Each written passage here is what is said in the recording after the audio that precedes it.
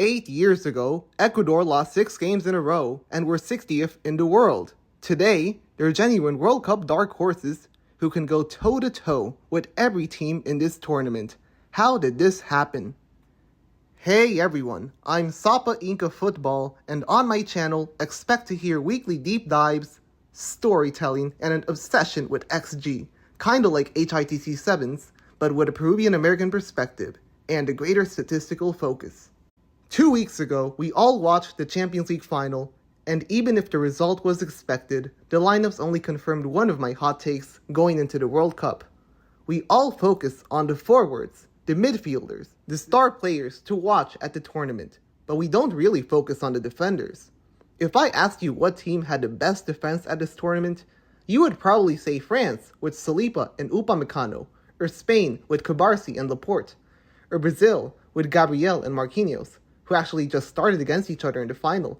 But do you know what other team had defenders starting for both teams in the final? That's right, Ecuador, with William Pacho and Piero Hincapié. For Hincapié, he just won the Premier League, benching an often injured, struggling with fitness Ricardo Calafiori to become Arteta's starting left back, and for Pacho, he just won back-to-back Champions Leagues with PSG as a crucial player. These are not just members of a supporting cast, these are absolutely elite defenders. And then you look at all of Ecuador's other defensive-minded players, like Purvis Estupiñán, who had a great few seasons at Villarreal and Brighton. And of course, Moisés Caicedo, who literally moved to Chelsea for £115 million and definitely looked like the best DM in the world when he dominated PSG 3-0 in the Club World Cup final last summer. Not to mention, highly rated 22-year-old centre-back Joel Ordóñez at Club Brugge, who looks poised to make a big move, either this summer or the next. Suddenly you realize Ecuador don't just have a good defense, they might have the best defense in the world. Even if the other countries' names may be more well known, Ecuador's defenders become greater than the sum of their parts in the system that they play. I follow the South American World Cup qualifiers very closely. The gist is that every team plays against every team home and away over 2 years, and Ecuador played 18 games all around the continent, finished second place, and only conceded 5 goals. They kept 13 clean sheets in 18 games, and they did not let one team, not even Brazil or Argentina, score 2 goals against them. That is insane. In fact, if you look at the results, while they were still adjusting, they conceded 3 goals in their first 3 games against Argentina, Bolivia, and Uruguay. Then they locked the doors and threw away the key. Only 2 goals conceded in the next 15 games. They only lost 2 games in 2 years against Brazil away and Argentina away. Everything else, they won or drew. That is unheard of. Just like Peru only scoring 3 goals in 17 games, not including Bolivia at home. But again, that is a story for another day. Stay tuned for my eventual downfall of Peru video. I have a lot to say there. But this doesn't mean they were destroying everyone. A lot of these games, they only scored once or didn't score at all. There was one run of games a year ago where they played Chile away, 0-0. They played Brazil at home, 0-0. They played Peru away, 0-0. They played Paraguay away, 0-0. 4 0-0 draws in a row. 0 goals from anyone in 360 minutes. Sebastian Becaches's team are fantastic at defending, but are just not that good up front. And it's not like Ecuador play a deep low block and completely park the bus either. Becaches's team is a lot like this season's Arteta, if you've been following the Premier League. They don't absorb pressure, but they press up high to win the ball back and force turnovers. They put their center-backs at fullbacks to shut down all counterattacks. When they have the ball, which is actually most of the time, they become pragmatic and recycle possession, trying to gradually drag their opponents out of position instead of playing risky forward passes. The difference is that Arsenal camp out in the final third, while Ecuador usually recycle possession in the middle third. They are only truly lethal during counterattacks where Caicedo tries to move the ball forward. But just like Arteta, when the whole outfield uses their energy in doing defensive work, you have less sharpness and energy and positioning to score from open play. Current Valencia is no Kai Havertz. And because of these problems, Arsenal have gotten over the line by becoming really good at set pieces and corners. For Ecuador, command of set pieces is their missing piece, and Ecuador needs to learn to do this well to make a deep run. I've seen a lot of discourse this season about this being Haramball, Terrorball, whatever. And sure, when you see Arsenal's lineup in depth, you think they can play beautiful football and compete for every title. But every time Arteta has tried to beat Pep at his own game, he's come up short. So instead, he decided to evolve football as a whole, for the worse. And it finally worked. In the words of the great Jose Mourinho, I prefer to play badly and win than play well and lose.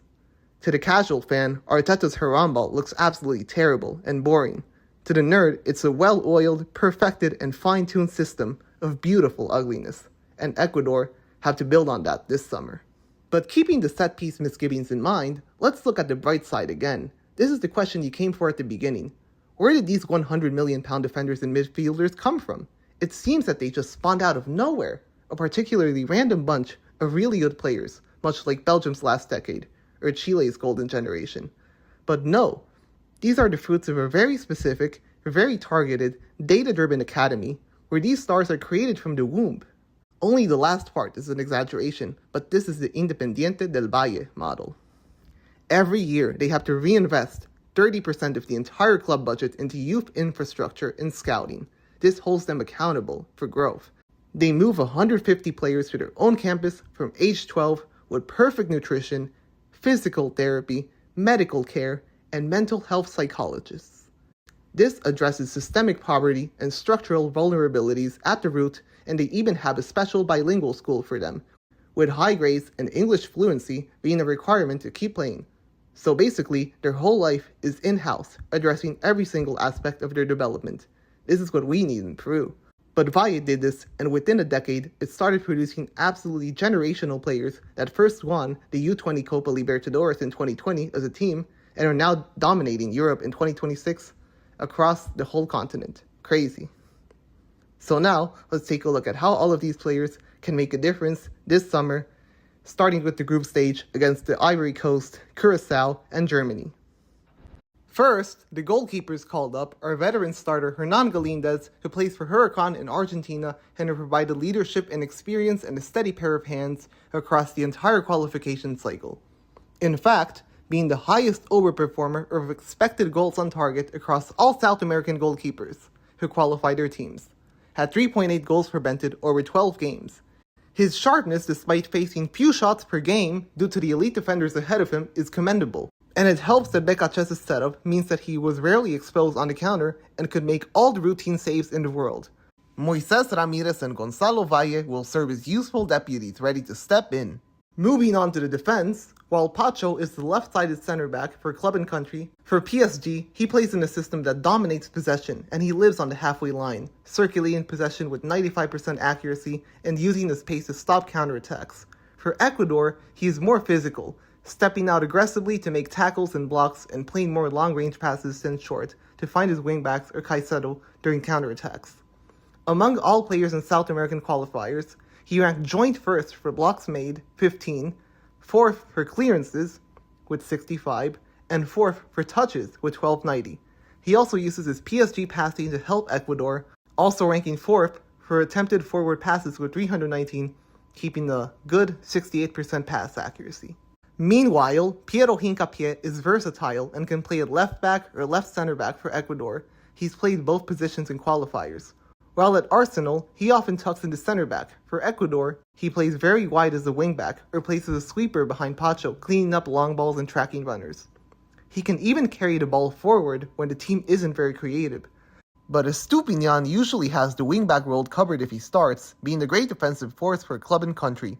For right back, you have Angelo Preciado, who plays in Brazil, who knows how to stretch the opposition during counterattacks.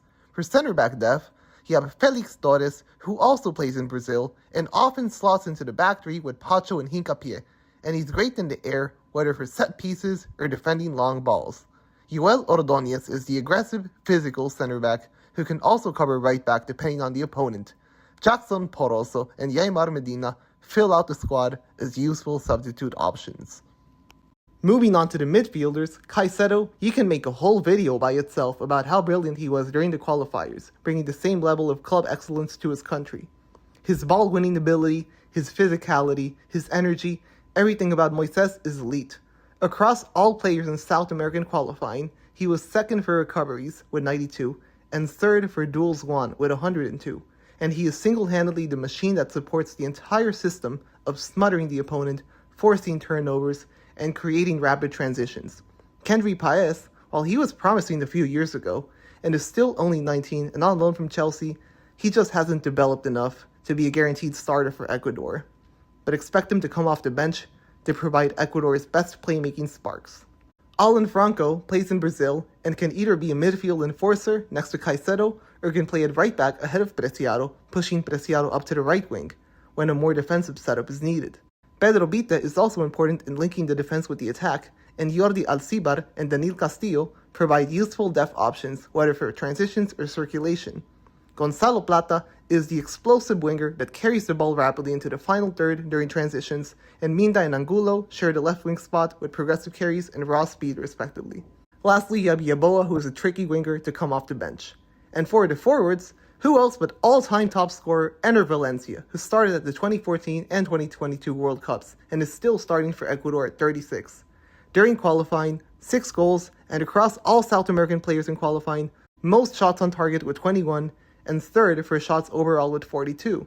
7.1 xG means he's slightly underperforming his finishing, but his high volume, his tireless work rate, and off-the-ball movement means he's still their focal point in 2026. Even if I had an Ecuadorian friend tell me a few years ago that he was tired of Valencia. See, in a team that only scored 14 goals in 18 games, having one player score 6 of them is extremely clutch and useful. Other options include Kevin Rodriguez, who is also hardworking and physical enough to challenge center backs, Jordi Caicedo as a pure target man, Anthony Valencia as a versatile forward, and Yeremy Arevalo as an unpredictable wildcard. With no spots wasted, this is a fantastic team that can make a deep run in knockouts this summer and give anyone trouble. Look out for their game against Germany later this month. They may have Musiala and Wirtz, but Ecuador's mid-block counters Nagelsmann's system precisely, and if they can win the press, they can beat Germany's high line and then suffocate them into a loss. Ecuador are just the perfect tournament team because they've been so flexible during qualifiers, switching between a 4-4-2, a 3-4-3, 3-5-2, whatever floats their boat for the game, and because of that, no one knows what formation they're going to play beforehand, and they can surprise you, and they can adapt if they get in a tough time. So I'll be looking forward to how Ecuador do this summer, and I hope you do too.